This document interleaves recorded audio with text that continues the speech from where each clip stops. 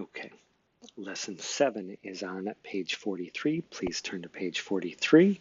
You may pause at any point in time during this lesson to do work, catch up on the writing on the screen, or to think about a question that's been posed.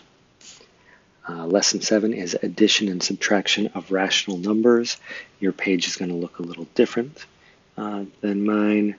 It is addition and subtraction of rational numbers. I have added on the top the rules over the last couple of days.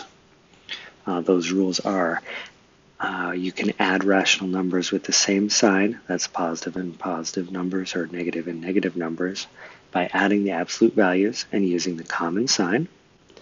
You can add rational numbers with opposite signs by subtracting the absolute values and using the sign of the integer with a greater absolute value. And the subtraction rule is that subtracting a number is the same as adding its additive inverse or opposite. First thing we're going to do is write our goal, and that is that we will use the rules of rational number addition and subtraction to solve problems. We will use the rules of rational number addition and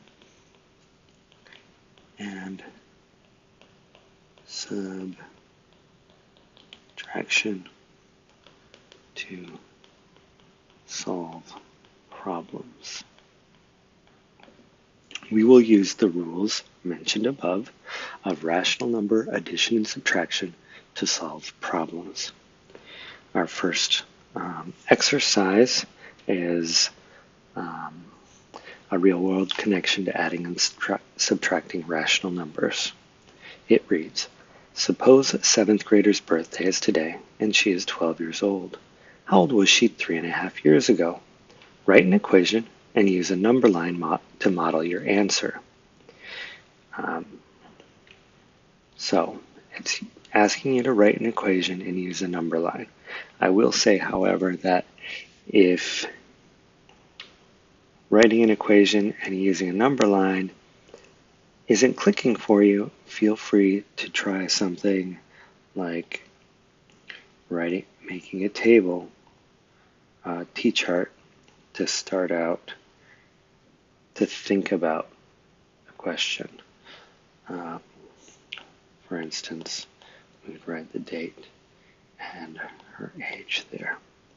That's one option. And I'm going to ask you to pause it now. Well, one last thing. Might be good to make an estimate also. She's 12 years old today. We're talking about how old is she 3.5 years ago. So that's the past. Is she getting older or younger in the past? And about how old should she be? So it's good to make an estimate to start. Go ahead and pause it. Work on this for a minute. I'm going to assume that you've paused it and come back. I'm going to go ahead and start with my T-chart. Since I started it, we were saying that today she's 12. 1 year ago, that would mean she was 11. 2 years ago, she was 10. 3 years ago, she was 9. 4 years ago, she was 8. We're not looking for 4 years ago, though. We're looking for this spot between 3 years and 4 years, 3.5 years ago. So that's halfway between 8.5 years old. Did ask us to write an equation first, though. So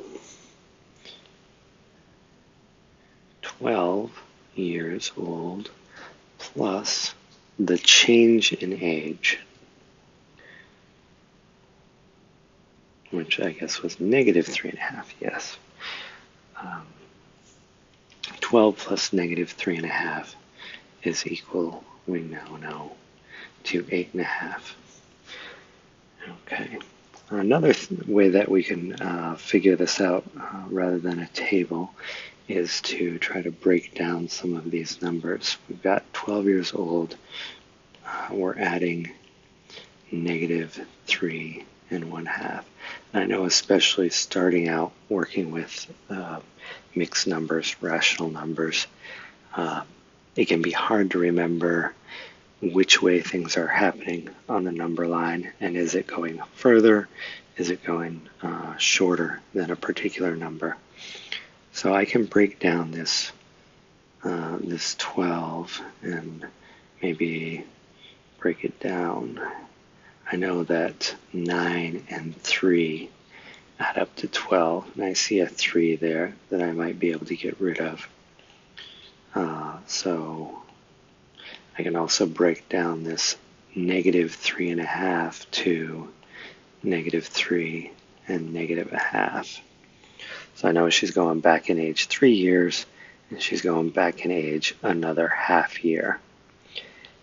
Since adding, one of the first things we talked about, adding together negative and positive numbers, was that opposites add up to 0.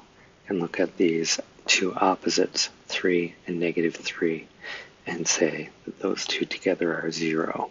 That's the reason we chose to split up 12 into 9 and 3. So now I'm looking at 9 and a negative 1/2, and I can again think about 9 in terms of being, sorry about that, 8 and a half and 2/2. Making lots of mistakes. 8 and a half and a half. That all together is 9, and I still have that negative 1/2 over there. I can add that up there too, and I've got another 0. 1/2 plus negative 1/2 makes 0. So I have 8 and a half, and that's just the way we say it, 8 and a half. 8 plus 1/2 is 8 and a half. Okay, and then going on to representing it on a number line. It gives us instructions here. Place the arrow on 12. Oh, I had a little leftover from a previous effort, and I'll just erase there. Asks us to draw on the number line, but we don't have numbers. So how do we put numbers on a number line that doesn't have numbers? We could, of course, start at 0 and go up to whatever that hash mark is. When I know that I'm going to be dealing with halves, though, my preference is to be able to draw the lines right to the hash mark rather than trying to get it halfway in between there. So what I'm going to do is I'm going to count these. 1, 2, 3, 4, 5, 6, 7, 8, 9, 10, 11, 12, 13, 14, 15, 16, 17, 18, 19, 20, 21. 21. I know that it would, if I'm splitting this into halves, it would take me 24 hash marks to show from 0 to 12. Actually 25, but at any rate. So what I'm going to do is I'm going to start at a number greater than 0 so that I can show all the halves. And I'm just picking a number so that I know that 12 is going to fit, and I'm going to be able to go backwards at least 1.5. And we're representing 8.5, so I know beforehand that I'm trying to represent that spot right there.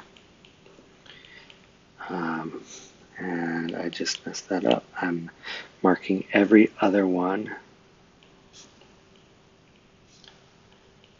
So this will be 6, 6.5, 7, 7.5, 8, 8.5, 9, 9.5, and so on. And it's giving me the instructions here. I'm going to come off the side. I want to start off by putting a tail of the arrow on 12. Oh, so it's not even asking me for the first arrow, which is a little bit confusing because it was asking for 2 arrows every time before. I'm going to draw that first arrow going all the way to 12.